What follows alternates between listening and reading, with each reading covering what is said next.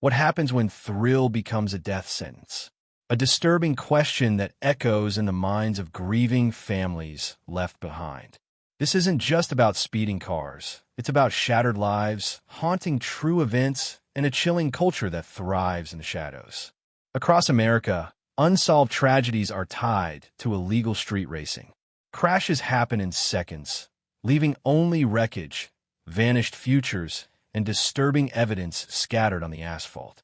Every skid mark tells the story of a criminal mind chasing adrenaline at the cost of innocent blood. Real footage from police dashcams shows the horrifying speed of these collisions. One moment, headlights flicker in the dark. Seconds later, twisted steel and silence. The psychological aftermath for witnesses is devastating, a hidden truth often ignored. In Los Angeles, the birthplace of modern street racing, this underground culture grew from car shows into deadly late-night duels. Young drivers gambled with their lives and the lives of strangers on stretches of public road. The disturbing part? Many saw it not as crime, but as entertainment. Chilling statistics reveal the scale of destruction. According to the National Highway Traffic Safety Administration, illegal street racing has been linked to hundreds of fatalities every year. Behind every number lies a broken family, a life cut short, and evidence of a subculture that refuses to slow down. Psychological studies paint a grim picture. Many racers show traits of risk-seeking behavior, defiance of authority, and a near obsession with speed. It isn't just recklessness. It's a mindset that thrives on pushing boundaries until they break.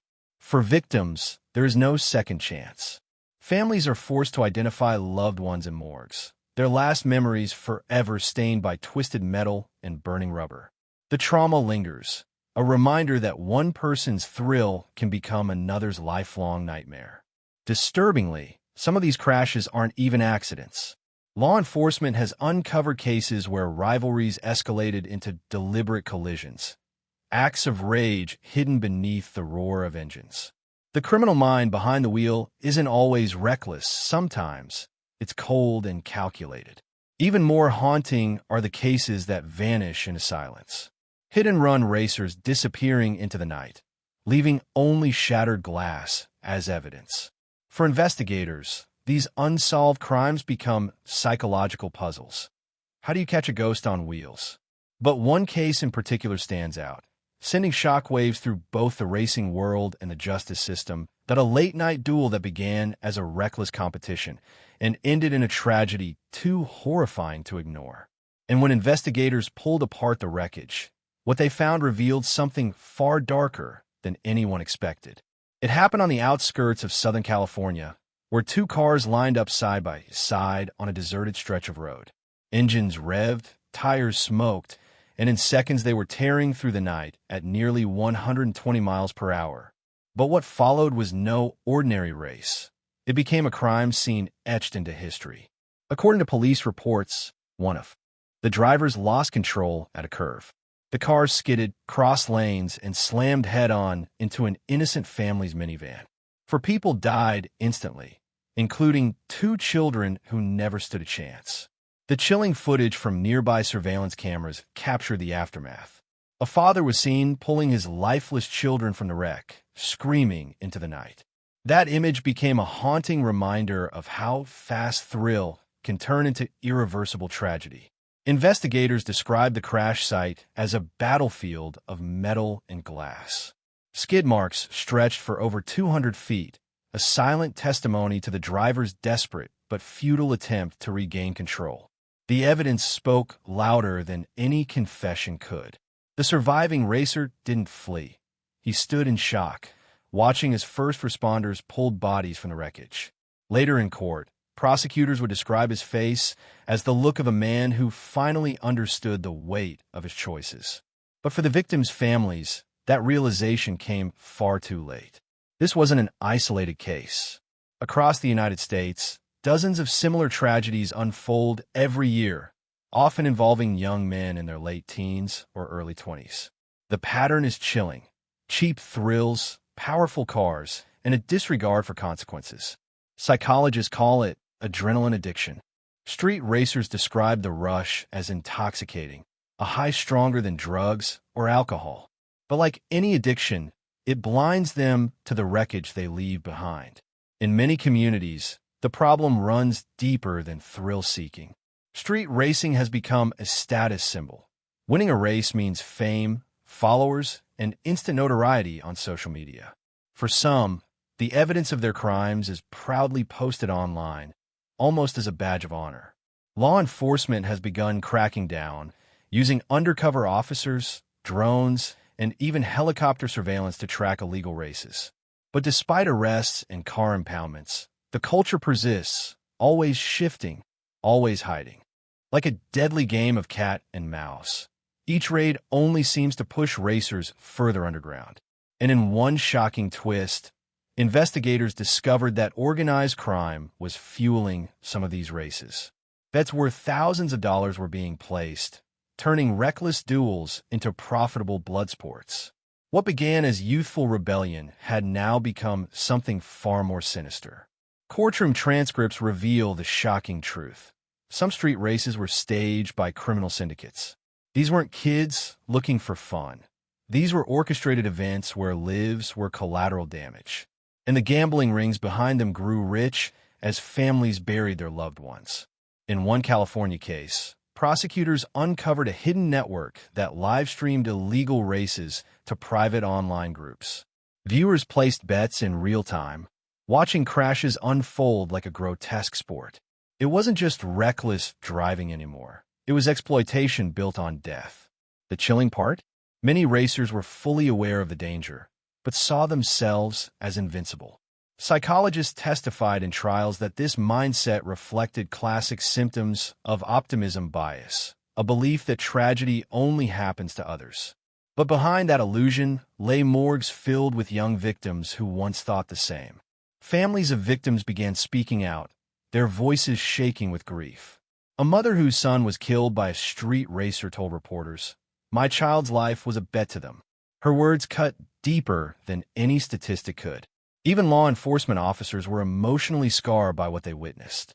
First responders described pulling charred bodies from vehicles, sometimes finding cell phones still recording inside the wreckage.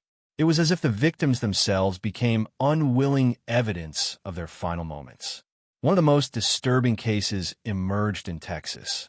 Two young men, both under 21, were racing when one lost control and crashed into a crowd of bystanders.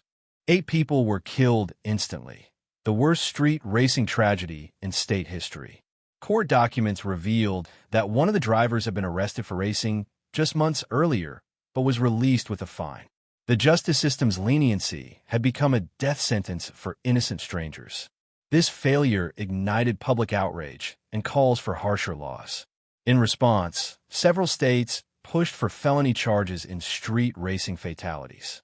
What was once treated as reckless driving was now being labeled vehicular homicide.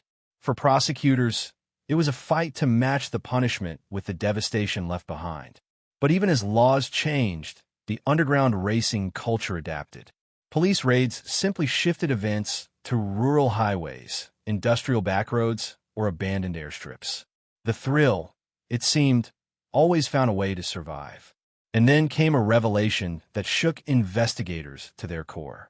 Some of the same social media accounts glorifying street racing were linked to recruitment pipelines for larger criminal organizations. What began as adrenaline had become a doorway to organized violence. Behind closed doors, investigators pieced together a psychological profile of the racers. They weren't just thrill seekers. They were young men chasing identity, status, and control. But in the end, their obsession left nothing but ashes. One racer confessed during interrogation that he felt more alive at 140 miles per hour than at any other point in his life. That chilling statement became part of the prosecution's evidence, illustrating how distorted these minds had become. Adrenaline, for them, was worth more than human life. Families left behind described the aftermath as a living nightmare. Birthdays, holidays, empty chairs at dinner tables, each moment a reminder of what was stolen. The echoes of screeching tires never left their minds. Some victims' relatives became activists, pushing for nationwide reforms. They demanded harsher penalties, stricter car modifications laws, and stronger community policing. But even as they fought for justice, grief weighed on every word they spoke. Meanwhile, prosecutors exposed the darker underbelly of street racing videos posted online. Many clips labeled as thrilling stunts were, in fact, evidence of fatal crimes. Each like, share, and comment fed into a cycle of glorification and denial. Experts testified that the culture thrived because of one haunting factor: spectacle. Without cameras, without an audience, the races lost their purpose. It was a performance, and tragedy was often the finale. Some racers ended up behind bars, serving decades for vehicular homicide. Yet even in prison, they were reported to brag about their past exploits. For them, infamy had become immortality. But for the families, the punishment never matched the crime. No sentence could bring back a child, a parent, or a loved one lost to reckless speed. Justice, in their eyes, was only partial at best. Law enforcement now issues chilling warnings. If you see flashing lights and roaring engines at night, turn away. Because you're not just witnessing a race, you could be standing at the edge of another mass casualty. The danger is always closer than it appears. And perhaps the most haunting truth of all is this: street racing doesn't just kill drivers. It erases futures, destroys families, and leaves behind scars that never fade. A culture built on speed, fueled by arrogance, and ending, always, in silence.